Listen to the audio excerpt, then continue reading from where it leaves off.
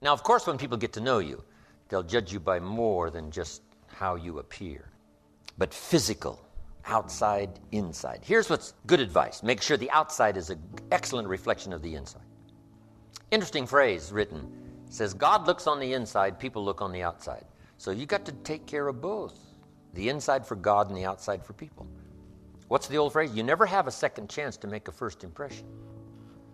So the outside appearance is also valuable as well as inside vigor and vitality. Somebody says, well, people shouldn't judge you by your appearance. Let me give you a clue. They do.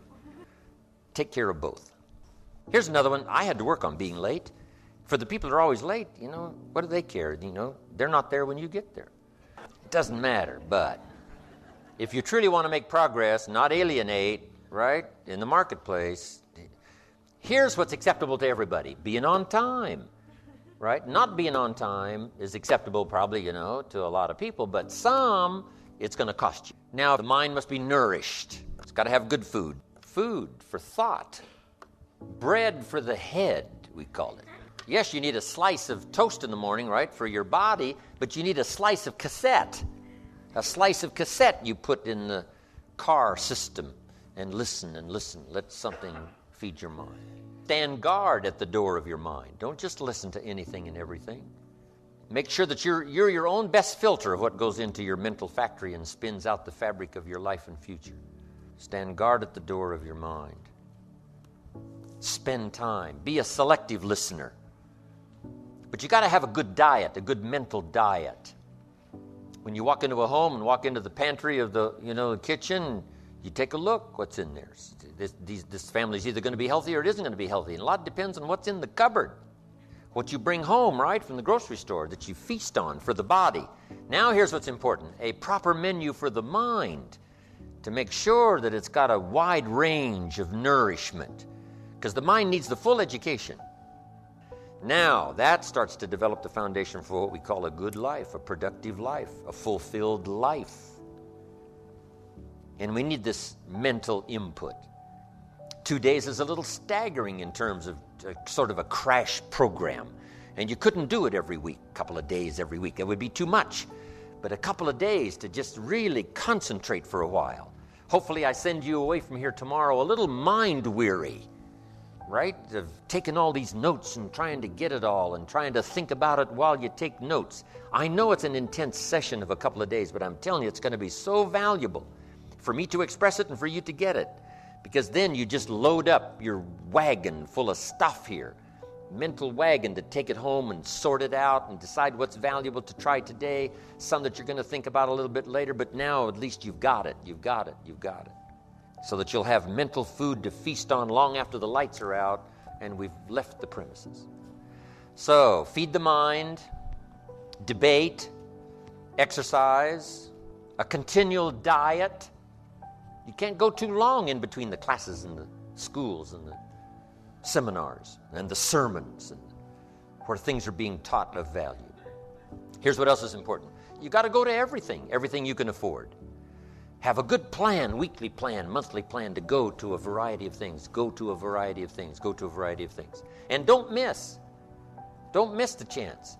Even if you're involved in a certain company and they say, we're going to have a training class. You say, I've been to one of those. I'm asked, you got to go again and you got to go again. You can't get it all the first time. Here's what the early Christians were taught. Don't neglect the assembly. Why? We got a brand new idea. One is it's being challenged. We need the strength of each other and the exchange of ideas to make this thing grow. And 2,000 years later, it's a very vigorous movement. But they were taught when it started, don't neglect to get, every time they call a meeting, make sure you're there every time they call a meeting. And whatever industry you're in, whatever company you're in, when they call a meeting, make sure you're there. When they call a little training class, make sure you're there. Here's why. Some of them are going to be life-changing. And you don't know which experience is going to be life-changing. You can't pick the one. You just got to go. One is life-changing. You go. Another one is life-changing. You go again. Another one is life-changing. For the people that were there, somebody that you met, something that you heard, and that one was just perfect. The atmosphere was right, the crowd was right, and everything was right, and you'll never be the same again. And you don't know which one that's going to be. That's why you've got to pursue. Go often, have a good plan for the search of knowledge and ideas that can inspire to the best of your potential. So now we've got the physical, we've got the spiritual, we've got the mental parts of personal development. Now let's keep going. When I began planning this program, I looked up the word character in the dictionary. I learned the origin of the word, and then I just sat there for a minute and realized that in this case, the origin of the word just about says it all. So I'm going to tell you where the word character comes from, and I'd hope it has as big an effect on you as it did on me. But first I want to just quickly mention the origins of another word that people often confuse with character, just to clarify the differences. That other word is charisma, and I think that it's often confused with character today. But charisma is really quite different. Charisma is derived from a Greek word meaning an ability to elicit favor in other people. It's a magnetic quality of personality that people respond to as if it were magic. Charisma is almost like a magic wand that confers power over others. But character has a very different origin. Character comes from a Greek word meaning chisel, or the mark left by a chisel. I'm going to repeat that because I think it's very important. Character is derived from the Greek word for chisel. And of course, a chisel is a sharp steel tool used for making a sculpture out of a hard or difficult material like granite or marble. And a chisel is also used for stripping away waste material from an object, stripping away stuff that might get in the way in order to get down to the essential thing, the thing that really matters. You've got to chisel your character out of the raw material of yourself, just like a sculptor has to create a statue. The raw material is always there. Everything that happens to you, good or bad, is an opportunity for building your character. Let me point out another important distinction between character and charisma. You may have noticed it already. In both its definition and its derivation, character doesn't refer to other people. It doesn't refer to having power over other people or getting other people to follow you or gaining favor with other people. Character is something that you have and that you are. You could be marooned on a desert island and your character would still be important. In fact, it would likely be very important in that situation. But charisma wouldn't do you any good at all. Charisma requires the presence of others, while character is all about you. Character is the person you are after you've chiseled and have gotten past all the unnecessary material to what's underneath.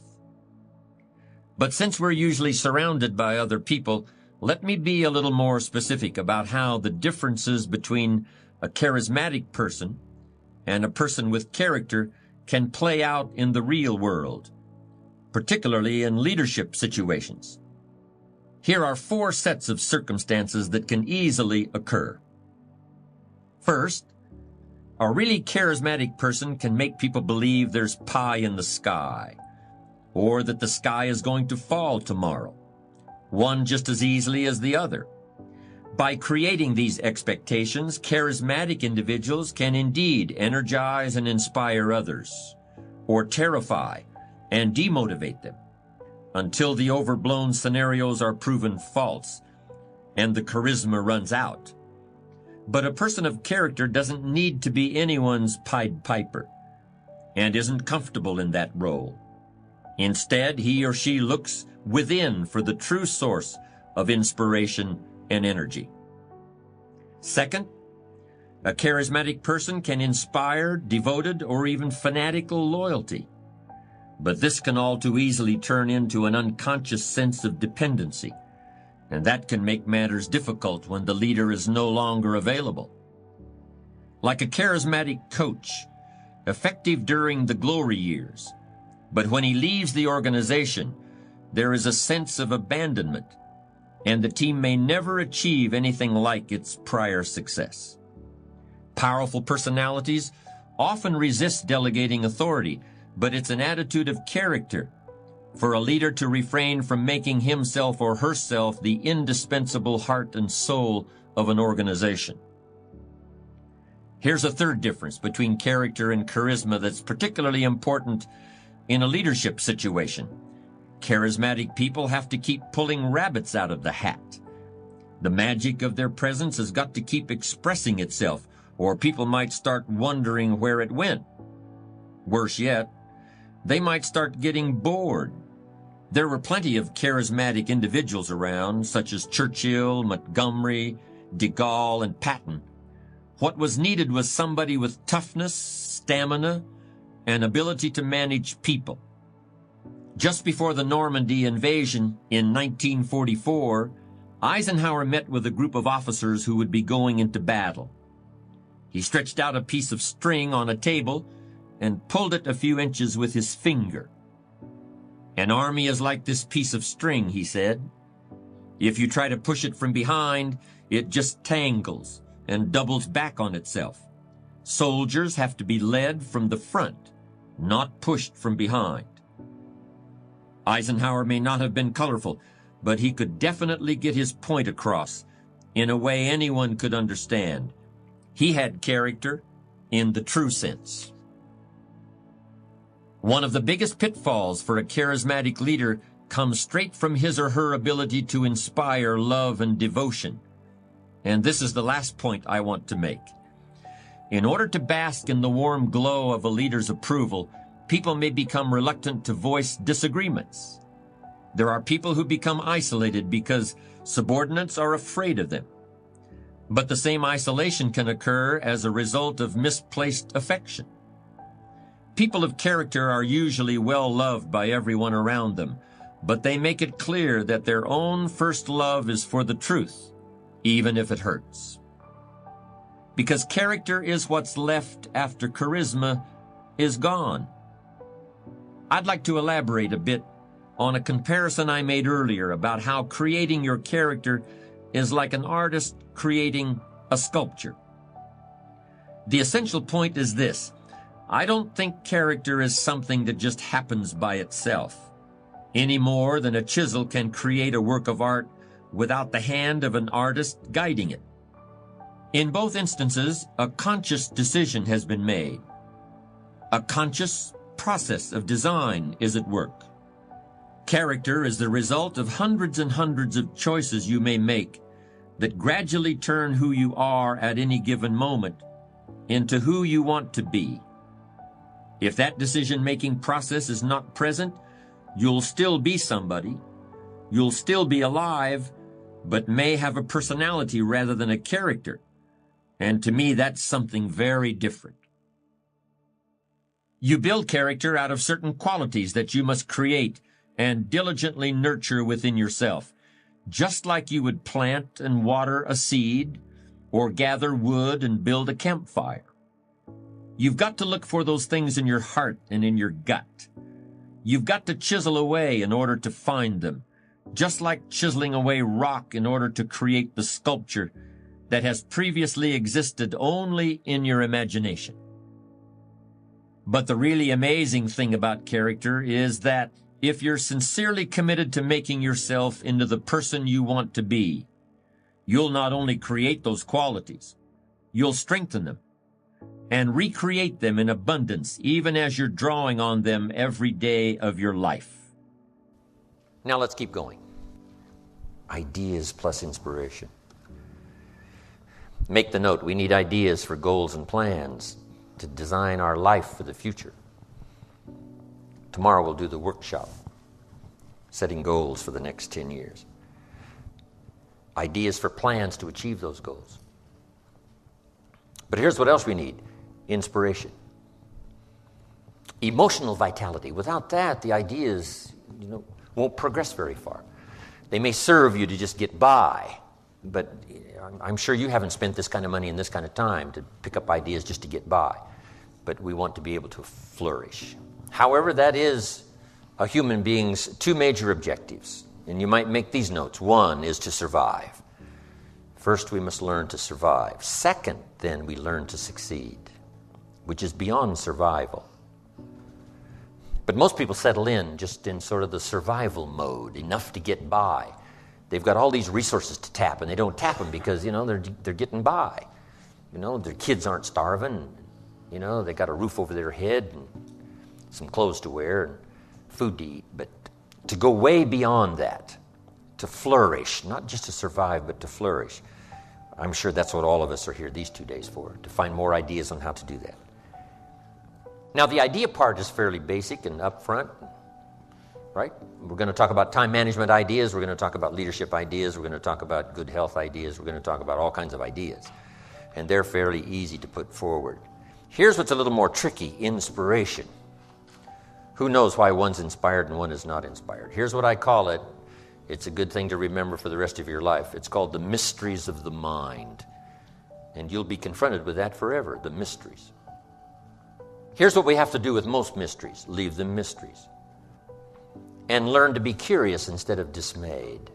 Say, why is it this way? Say, I don't know. You get your own planet, you could rearrange it some other way. But on this planet, we seem to be guests. So you figure out how this one works, whoever set it up, right? We follow how it's been set up. Then if you get a chance for a planet, then you can rearrange the whole deal and say, well, I'm not going to do that. I'm going to do this. I'm going to do this. So if you ever get that chance, you can do that. But hey, on this one, it was prearranged before we dropped in here. But on the spinning planet headed somewhere, right, what is the deal? And part of it is a mystery. One of the mysteries. Where did we come from? Where are we going? Some of those are a bit unfathomable. We try our best to understand. One writer said, what? We see through the dark glass.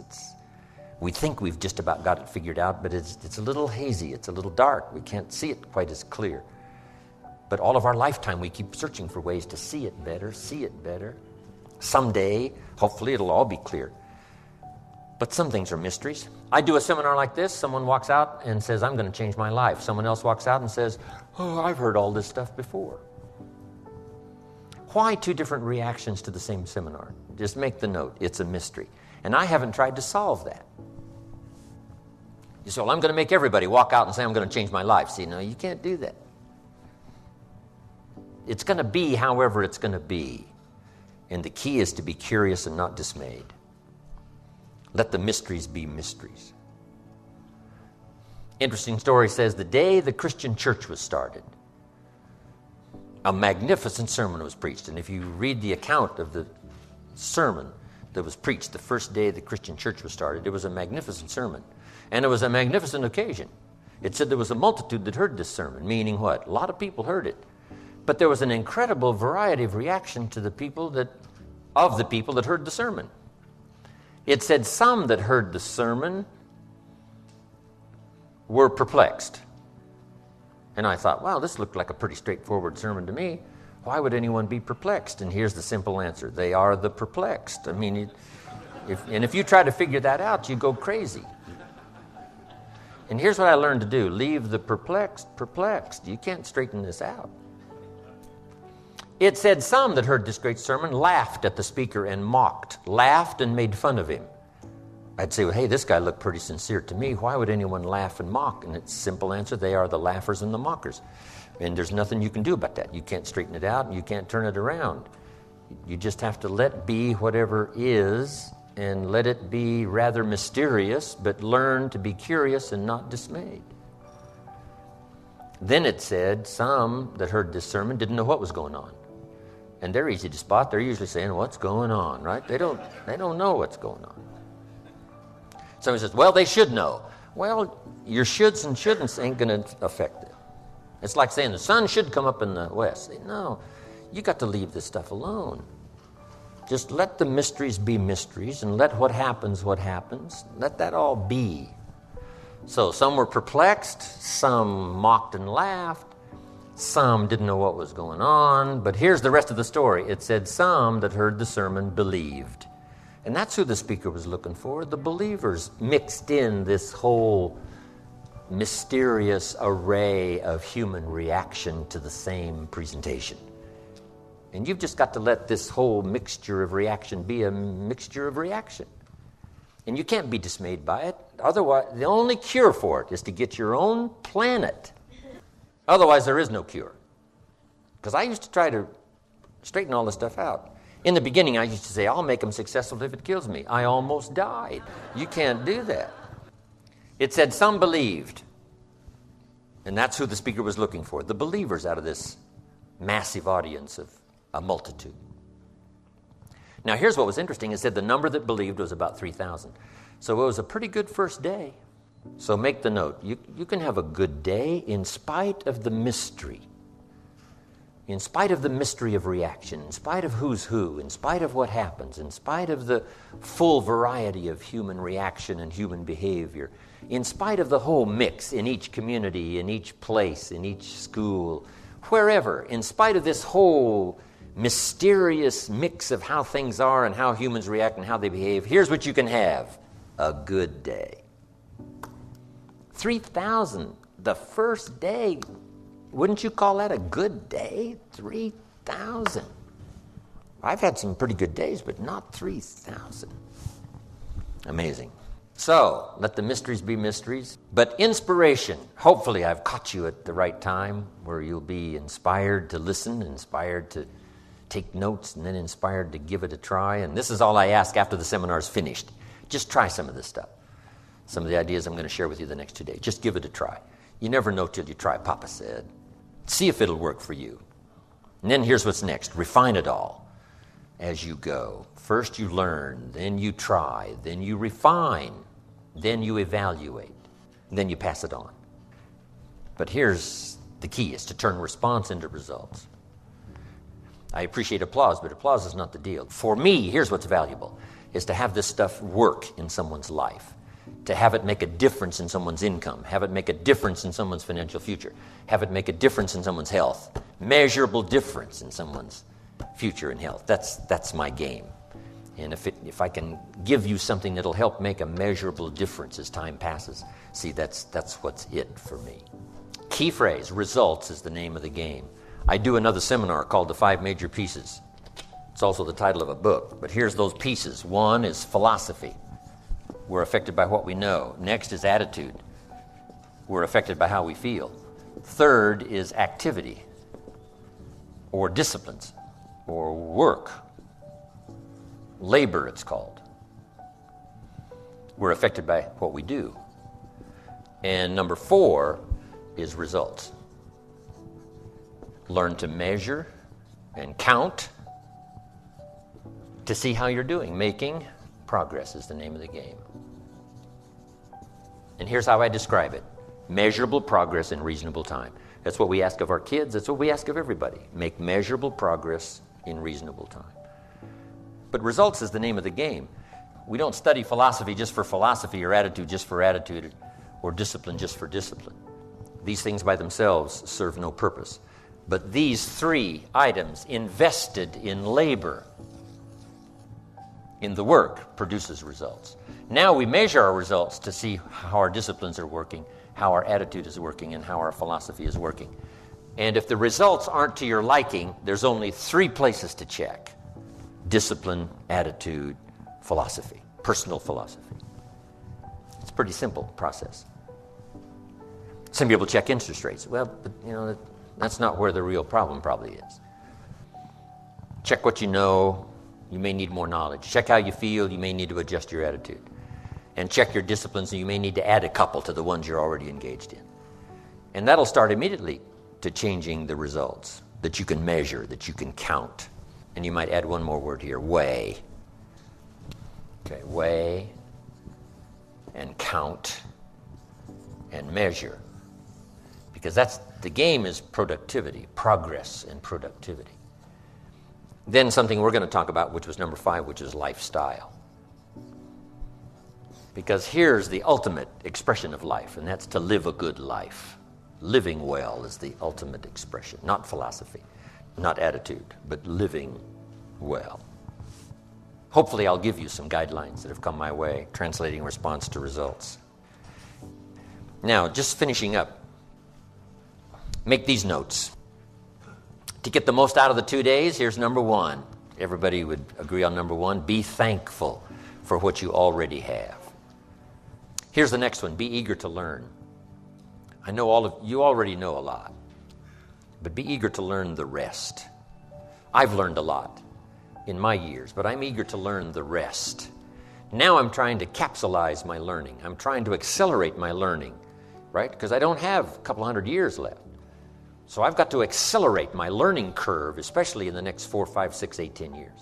And I'm asking you to do the same. An accelerated learning curve to maximize the time to learn as much now in 1 year as you used to learn over 5 years. Just accelerate the curve. Eager to learn. No matter how much you know, you can always learn a bit more. Improve your life, sometimes to a startling degree. Some of the great fortunes of the world were made, what? After someone turned 50, 60.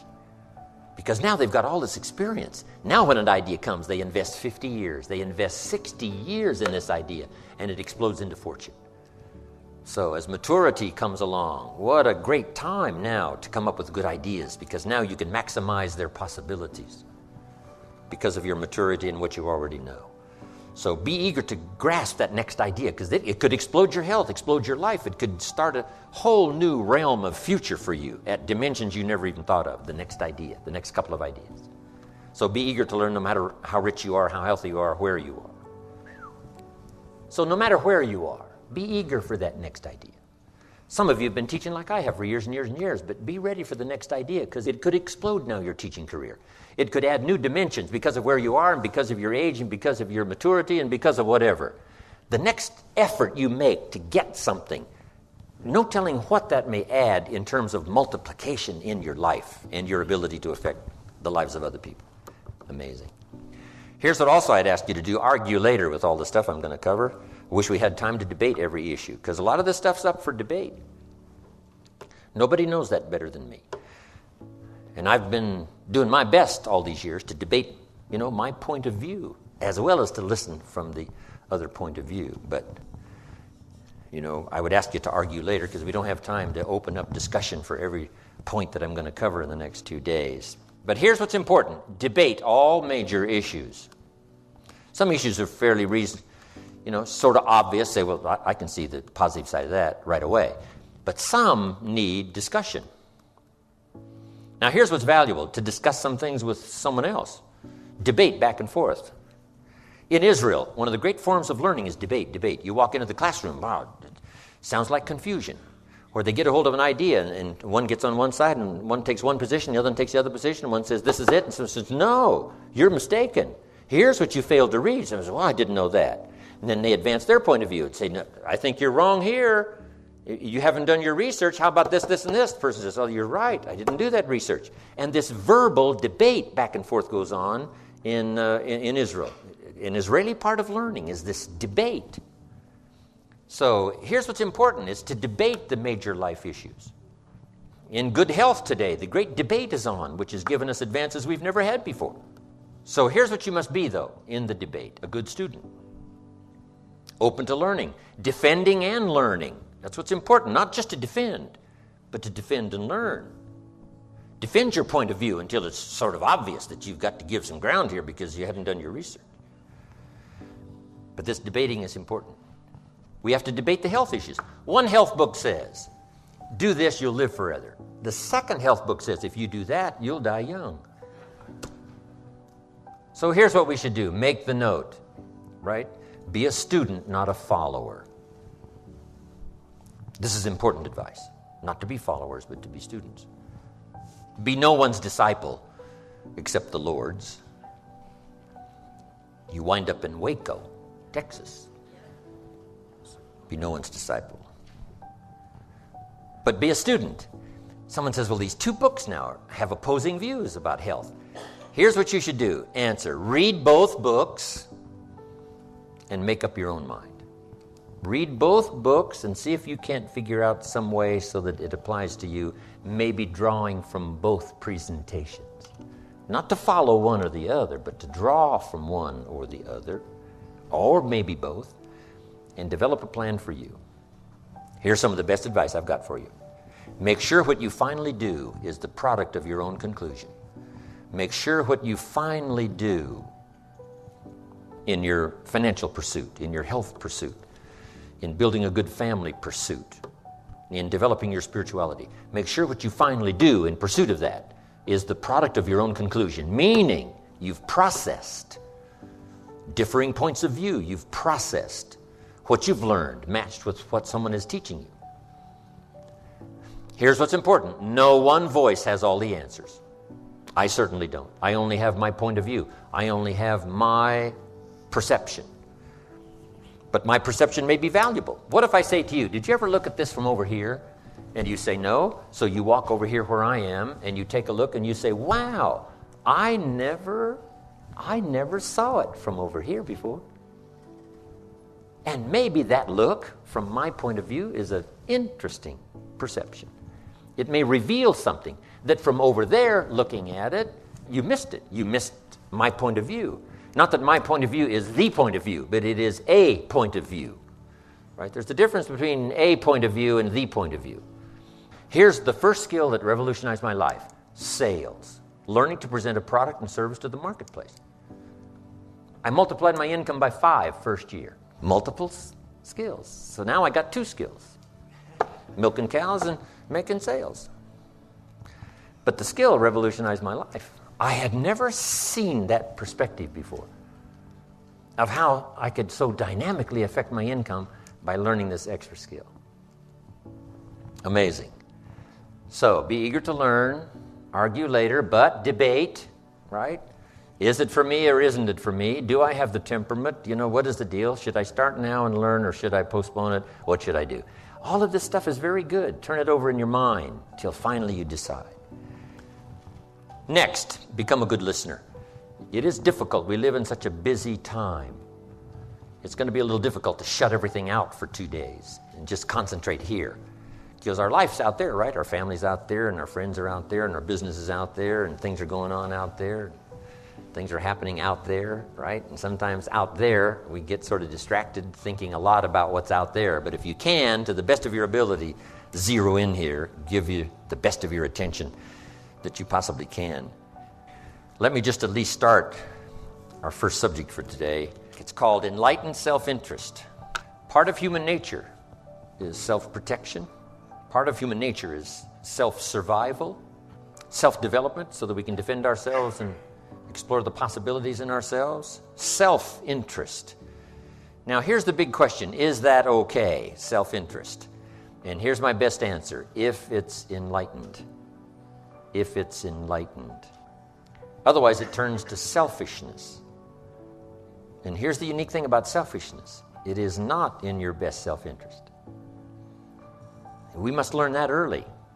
When a little child, grabs something away from another child and is selfish, doesn't want to share it. Say, no, that is not in your best interest. And at first, it doesn't seem like it. At first, it seems like, no, what's in my best interest is what's mine is mine and what's yours is mine, and this whole sort of selfish idea. But this is part of becoming a civilized society, is learning that truly, in the long run, your best interest is served by not being selfish. But here's what we cannot do: deny our own self-interest. But if our self-interest becomes educated, it can be uniquely served so that everyone benefits and no one loses. How could it be possible to work in your own self-interest and still no one else lose? It's very interesting. Let me give you the first idea. The question was asked once, way back. What does it take to be great? What is the key to greatness? And that's a good question for everybody to make a note of. What is the key to greatness? The full development of our potential, because that's really 2 parts to life, is the full development of our potential and the wise use of all of our resources. You can't describe life, human life, any better than that. The full development of all of our potential and the wise use of all of our resources. That's worth a few books. Just those 2 sentences is worth several books. Full development of all of our potential and the wise use of all of our resources. But in the development of our potential, the question was asked, how can we be great? Or should we even seek for greatness? Now, the answer was given how to be great. So it must have been okay. And let me break it down for you. The key to greatness, how to act in your own self-interest, but still not diminish the interest of anyone else. And it's a very simple answer. Now, greatness could be defined in many ways. Great wealth, great power, great influence, great self-esteem, great self-respect. There's many kinds of greatness. But how could we achieve all of that greatness in some measure or ongoing measure? How could we achieve that? Here was the simple answer. It said this: find a way to serve the many. Find a way to serve the many. It is the greatest key to self-interest. Now, at first, it doesn't seem like it, but that's what education is all about, is to take what at first seems to be the best and then find out later, no, that's right, that's not the best. In teaching financial independence to kids, guess what we teach? Someone say, well, what's best now is to spend your money. Say, no, that's what seems to be best. That's what seems to be best. But if you give it a little thought now and attend a couple of classes, guess what you'll learn? That isn't the best. What I first thought was the best turned out, when I was more educated, that wasn't the best. So here's what we teach kids. The best is discipline of your resources. So here's what we teach kids. Do what you have to as quick as you can so you can do what you want to as long as you can. Do what you have to. Save your money. Invest your money. Do what you have to. Conserve your resources. Exercise the discipline now, because then that later leads to many years of self-satisfaction.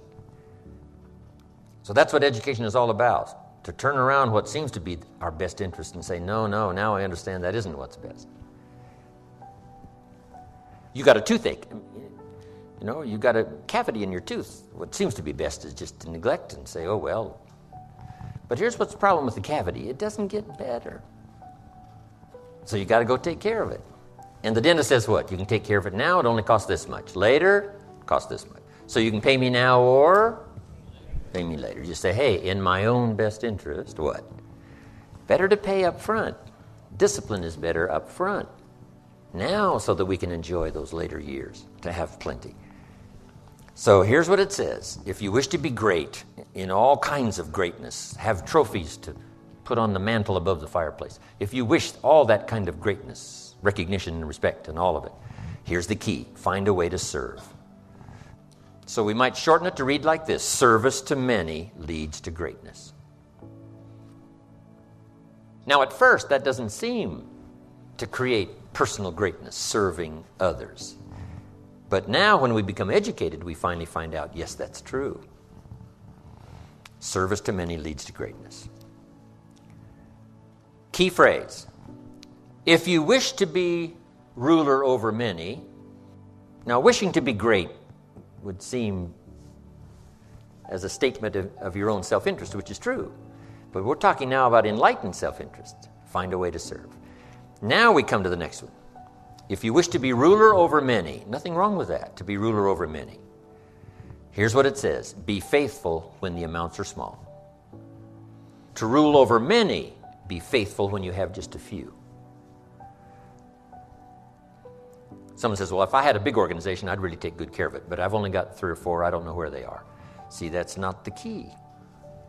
The key is to really know where the 3 or 4 are. Take exceptionally good care of the 3 or 4. Because if you become faithful, if you become disciplined in giving your best attention and the best you've got to the few, now you begin to qualify now to have the many to preside over. The many will come if you pass the test of the few. Someone says, if I had a fortune, I'd really take good care of it, but I've only got a paycheck. I don't know where it goes. See, that's interesting if we ask you. What about your money? You say, I don't know where it all goes. Well, should we let you run the company?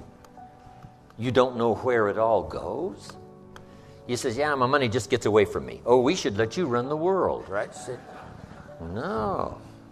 Because if you can't be master over a few pennies, should we give you a fortune? The answer is no way. Let's see what this person does with a paycheck. Then Life and opportunity will decide later whether they deserve to double, triple, quadruple their income multiplied by 10. Why multiply it by 10 if you don't do a good job with what it is? So the key to greatness in your own self-interest is find a way to serve, and number 2, be faithful when the amounts are small. Now here's what's exciting. Learning to give is in your own best interest. It doesn't seem like giving something is in your own best interest. But here's what it says. If you wish to receive, and if you wish to receive, we would call that wishing for your own self-interest, wishing to receive. But here's how you receive in your own best interest, and that is to give. If you give, you will receive. And you cannot understand that unless you're educated. From the very earliest moments of being a child, you can't understand that unless you're educated. In fact, here's what it says. It's better to give than to receive. Now, see, at first, that doesn't seem right. At first, but here's what you can get at first. Faked out until you become educated. At first, it seems like it's better to receive than it is to give. And you say, no, you must be educated to understand. It's better to give than it is to receive. Now, here's why. Giving starts the receiving process. Wouldn't that be acting in your own self-interest, is to do something that started the receiving process? And the answer is yes, now I understand. Now I can act in my own self-interest in an enlightened way instead of a destructive way. Next, in your own self-interest, life responds to deserve, not to need. These are some of the most important notes of the 2 days. If you understand this, the rest is probably simple. Life responds to deserve, not to need. Life was not designed to give us what we need. Life was designed to give us what we deserve. Now, not in a moral sense now. This is just in a basic sense. There are certain moral challenges as well, spiritual and moral. But here's what the great law says. It does not say, if you need, you will reap. That's not what it says. Someone says, well, I really need to reap. Then you must learn the basic law. And without education, see, you'll be left behind. Here's what it says. In order to reap, you must plant. Guess who deserves to reap? Those who plant. So, could I deserve something unique and valuable? Yes, if you understand the law, if you understand how it works in your own self-interest. We must plant, we must give to the soil, we must turn it loose, we must let it do its work, we must have patience, take care of it. Now we deserve the reaping. If you need, you must plant. Next, if you need to find, in your own self-interest, if you need to find, here's what it says, you must search to find. Finding is reserved for those that search. They're the ones that deserve it. Somebody who says, well, this person really needs to find a good idea, then they must go searching. You must go to the library. You must go to the seminars. You must go to the sermon. You must go to and listen to the lyrics of the song. You must go to where education is being taught. You must go to where good ideas are being shared. Go to, go to. Rarely does a good idea interrupt you. Rarely. Good ideas are like mining for gold. You've got to develop the mental machinery to go look, go sifting, go searching, go looking. And if you search, what? You will find. The promise is there for everyone in their own self-interest. You'll find all you need to find. If you search for it, you'll find everything you need for your health, everything you need for a flourishing lifestyle, everything you need for a good marriage, everything you need to strengthen your friendship, everything you need for economics, you will find if you'll do like you did today. Spend a couple of days searching, taking a look, seeing if someone has some good ideas to share. All things are conditional. God says, I'm an amateur on God, but God says, if you'll move toward me, I will move toward you. It's always conditional. Which could also be translated, God says, you don't move, I don't move. You say, well, that's arbitrary. Well, when you're God, you can set it up that way. Remember, your planet, you can rearrange all this. Change it all. But on this one, here's what's interesting. What you move toward tends to move toward you. If you move toward education, education starts to seek you out. This is one of the unique positive mysteries. Whatever you move toward moves toward you. If you move toward progress, progress seems to want to now embrace you, move toward you. All life seems to wish to reward its benefactor. If you become the benefactor, you'll receive these incredible rewards. If you're the benefactor to the garden, the flowers seem to bloom and say, look at me, look how bright and beautiful I am because you took care of me. I wish to reward you by being beautiful, lovely, spectacular. Your own children, if you become their benefactor, they want to reward you with their progress. I taught my daughters how to swim, right? My daughters would say, and to dive.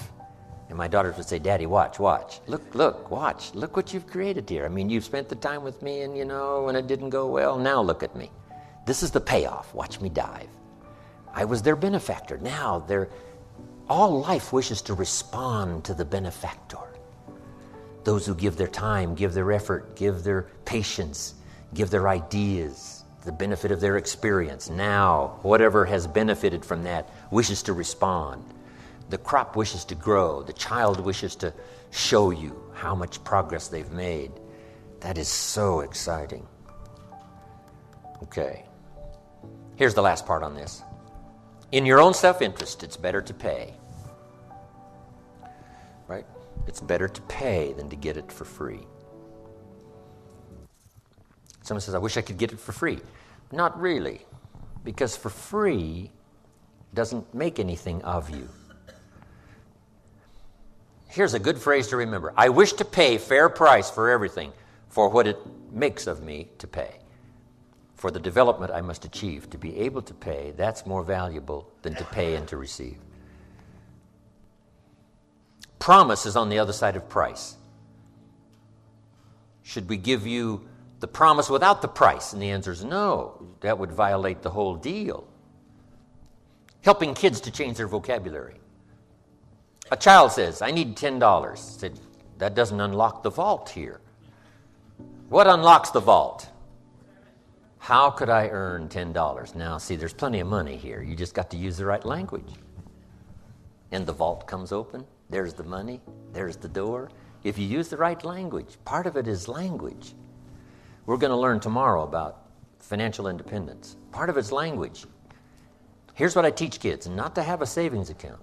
It's important not to have a savings account. Here's what's important, to have an investment account. You want an account that pays. I said, oh, I understand. An investment account, not a savings account. An account that pays you interest. So, the magic language around the house for the kids. How can I earn $5? Not I need $5, not give me $5. How could I earn $5? How could I earn $10? Now here's what's important. Even more important than the $10 that achieves the objective is the development, the personal development that comes from being able to pay. Being able to pay is more valuable than receiving. Getting something is never enough. Paying for it, earning it is the real value. I got 4 parts to the day that turns your life around, and then we're finished for the day. Number 1, disgust. Disgust is a negative emotion, but it can have a very positive, powerful effect. Disgust says, I've had it. What an important day that could be. I met a beautiful, powerful, accomplished executive lady in New York. The company invited me to come in. This lady was a vice president, extraordinary lady. I got to know her, and I found out her story. I said, how did you get here? Big income. And she never went to college, never went to university. I said, how did you get here? Executive, powerful, income. She said, well, let me tell you part of the scenario. She said, when I was a young mother a few years ago, she said, one day I asked my husband for $10. And he said, what for? Before that day was over, I decided I would never, ever ask again. She said, I started studying opportunity, found it, took the classes, put myself through the schools, did the scenario. Now I'm vice president. I make a lot of money. And she said, I kept my promise. I've never, ever had to ask again. It's called a life-changing day. The day you say, enough is enough. Now, if you can add an act to your disgust, it helps. The man takes a shotgun to his car, blows out every window, destroys every tire, puts 100 rounds in it, and says, I've driven this embarrassing thing for the last time. And then he saves it. He saves it. And later when somebody says, how did you become rich and powerful? He says, let me show you this car. One day I'd had it up to here. I blew it to smithereens. Here's the last three. Next is decision. Decision making is a life-changing day. If you went home today and in the next few days cleaned up a list of decisions, it could furnish enough inspiration for the next 5 years, 10 years. What an inspiring day, the day you can bring yourself to decide. And here's the third one, desire, wanting too bad enough. Who knows the mystery of that? We don't know. But here's something I do know. Sometimes desire waits for a trigger, waits for something to happen. Who knows what the happening may be? A song, the lyrics, a movie, the dialogue, a seminar, a sermon, a book, an experience, confrontation with an enemy, a conversation with a friend who finally levels with you. Whatever the experience it is, it's so valuable. And here's my best advice. Welcome all experiences. You never know which one is going to turn everything on. Don't put up the walls.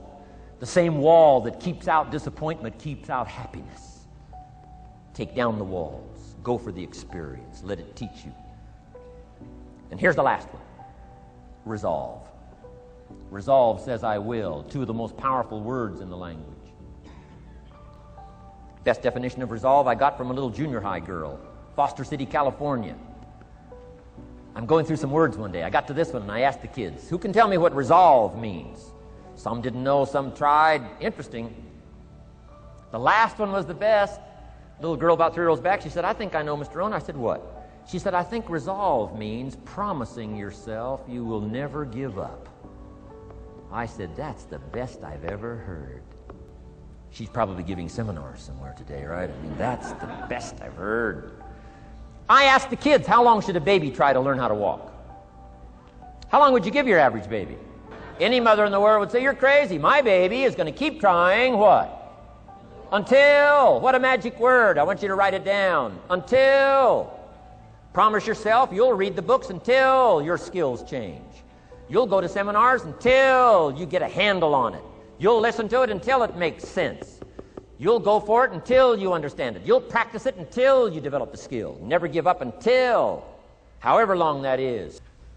Then you'll discover some of life's best treasures when you pay that price.